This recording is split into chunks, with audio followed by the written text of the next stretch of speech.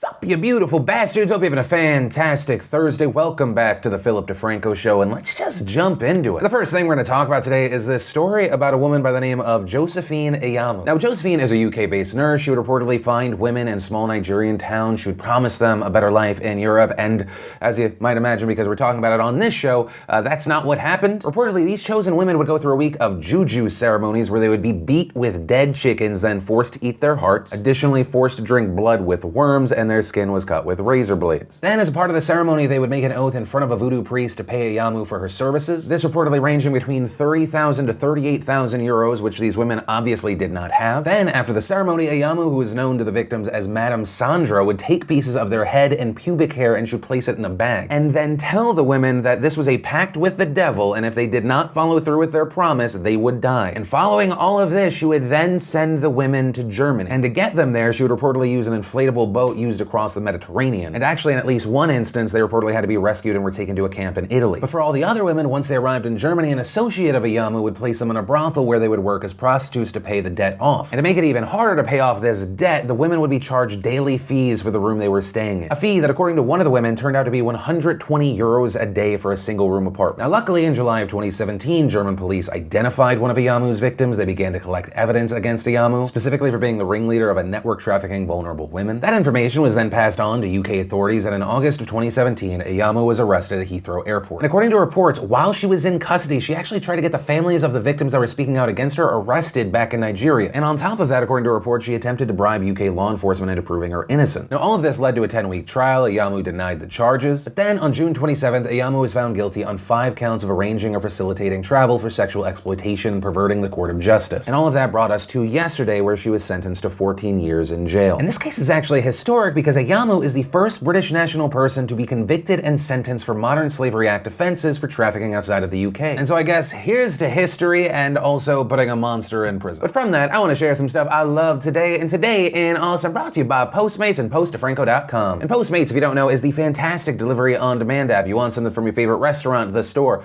boom, just open up the app. They will deliver it to your house, your work, your wherever. It is the ultimate time saver and convenience. And best of all, if you decide to make the smart move like many from the nation already have, you go to test out, just go to PostDeFranco.com, download the app, and when you get in there, make sure you use promo code Philly and they will give you $100 in free delivery credit. And the first bit of awesome today, I just want to give a shout out to the mayor of LA, Eric Garcetti. In the lead up to the 4th of July, he went on his Twitter and posted, #fireworks are illegal in the city of Los Angeles, and even small ones can cause a lot of damage. This watermelon was completely destroyed by a firework the size of a stick of gum. And that tweet was a caption to this video he included.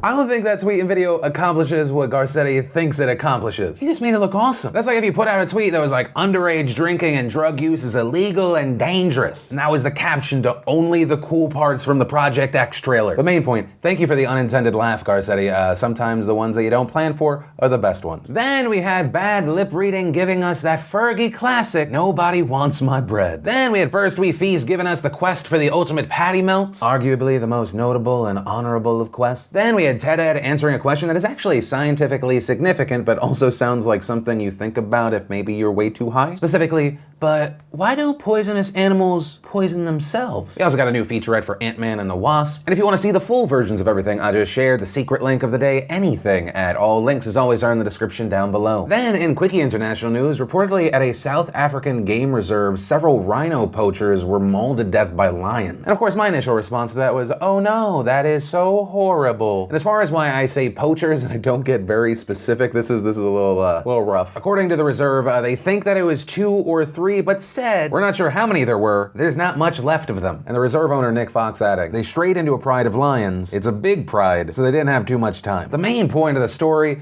I kinda hope it was 3. Then let's talk about some online entertainment quickies. First up, we have Khalifa, who you might be familiar with for reasons I won't mention right now. And she's teaming up with Rooster Teeth for the reboot of Sportsball, their sports video podcast. Also returning to the series, you have Tyler Coe, and it is launching on July 16th. And personally, I'm really interested to see how this does. And I say that because I think this will be a fantastic example, a test case, if you will, for audience conversion based off of platform as well as kind of genre or content type. For example, the show you're watching right now, relatively successful here on YouTube, YouTube, but it really does not translate into followers and views and likes on Instagram. Mia's done a sports show in the past called Out of Bounds with Complex News, and that show in general really struggled on YouTube. There were a few wins here or there though, which many people found crazy because Mia Khalifa is incredibly large on the internet. I mean, just on Instagram right now, she has 8.4 million followers. But then in this conversation, it obviously brings up content type and platform. But it'll be interesting. I'm excited to see what it looks like. Then we had YouTuber KSI in the lead up to his fight with Logan Paul in August announcing that he has a documentary coming out. It's called Can't Lose. It's coming out August 10th. It's available on a number of platforms. Once again, it's just another example of these guys fantastically monetizing this whole situation. I mean, the documentary isn't even just a documentary. It's being released 15 days before the fight with Logan Paul, so it's essentially serving as promo for that. But then it's also further monetization of his first fight with Joe Weller. That said, while I am of the mindset that whoever wins this actual fight, that there are no real winners or losers because, you know, everyone's making money, releasing a documentary about yourself called Can't Lose right before you go into another fight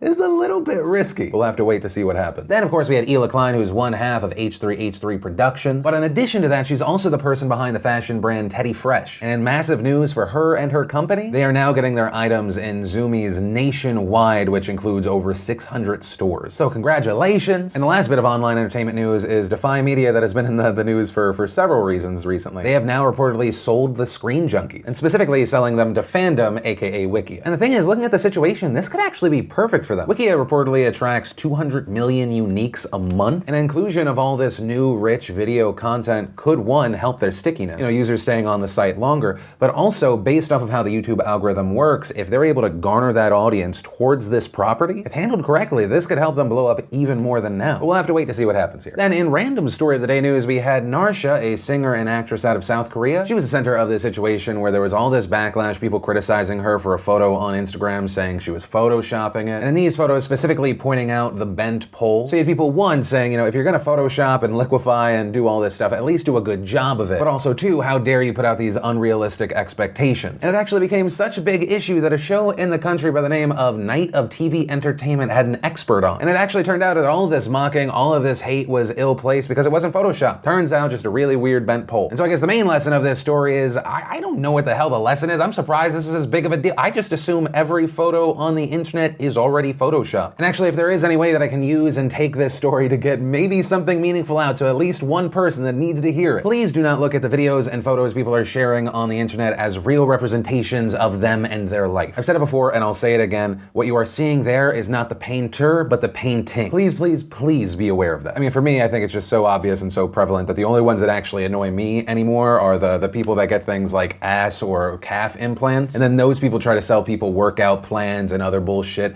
to get what they did, which they didn't even get that way. But anyway, I could rant forever about lying superficial assholes. And then let's look to the European Union, where we have massive news and an update to a story we covered weeks ago about the EUCD. Now the EUCD, or the EU Copyright Directive, or the proposal for a directive of the European Parliament and of the Council on Copyright in the Digital Single Market. But I'm just gonna go with the EUCD. Now, if you didn't see that coverage, one, I'll link back to the video in that specific time code so you can watch it, but still, kind of the TLDR is in this EUCD, there were 3 articles that really were concerning. Article 3, which involved data mining and who was allowed to do it. Article 11, aka the link tax. And this was something that was being pushed by news publishers who claimed that news aggregators in particular were benefiting off their work. This, since most of the users would just read a headline and an excerpt from the link, but never actually go to the article itself. And so this would create a situation where you'd have to pay for the right to link to copyrighted material. And then Article 13, which was essentially the upload filter that was supposed to address copyright infringement, but it appeared to many that it was so vaguely worded that it would apply to all copyrighted material, which would mean that content that was commonly believed to be fair use and most memes would infringe on the provision. And some of the biggest opponents of the EUCD included the Electronic Frontier Foundation, the Mozilla Foundation, and Wikimedia, whereas the supporters for the EUCD included the likes of Paul McCartney, as well as music industry groups like BPI. But the main thing here is all of that brings us to 10 a.m. this morning. The copyright directive was voted on, and we found that 278 voted for the bill, 31 abstained, and 318 rejected the bill. It was slapped down, it was rejected, but a big note here is the bill is not dead. What's happening is that it is being tabled until September. Many MEPs were upset that the bill wasn't openly debated, and so that's why they voted against it. Which actually brings me to the note about the thing that I was most surprised about the first time we talked about the EUCD was the fact that so many people in the EU, that was the first time they really even heard about this. Or at the very least, they had heard something was happening, but they didn't know why people had an issue with it. Well, I pride myself, especially on this show, to talk talk about really important things domestically and internationally. I am not a breaking news show, and it is incredibly concerning that I was so many people's first with this. And the thing is, it wasn't just the citizens in the EU, even many of the MEPs. Before all this internet outrage, many MEPs admitted they didn't fully understand the complete ramifications of the bill. But by the word getting out, by being constantly contacted, it drew their attention to further read the bill and its consequences. And so it's a reminder and a showcasing that contacting your rep can work. But of course, like I said before, it's still not over, which is why many, including Julia Reda, a Pirate Party MEP, have said we need to keep the pressure on, even calling for a day of action on August 26th. It's just before Parliament is back in session from summer vacation, bring the issue to the forefront so people just don't forget about it. And what that means is that the amendments to the bill will be debated and voted on first, and then as amended, the final bill will be voted on. So we'll have to wait to see what happens there, but yeah, we'll be talking about this soon when September comes around. And that's actually where I'm gonna end today's Daily Philip DeFranco show. Of course, let me know what you think about the last story, the first one, anything in between. I just wanna hear from you in those comments down below. But that said, of course, as always, my name's Philip DeFranco. You've just been filled in. I love yo faces, and I'll see you tomorrow.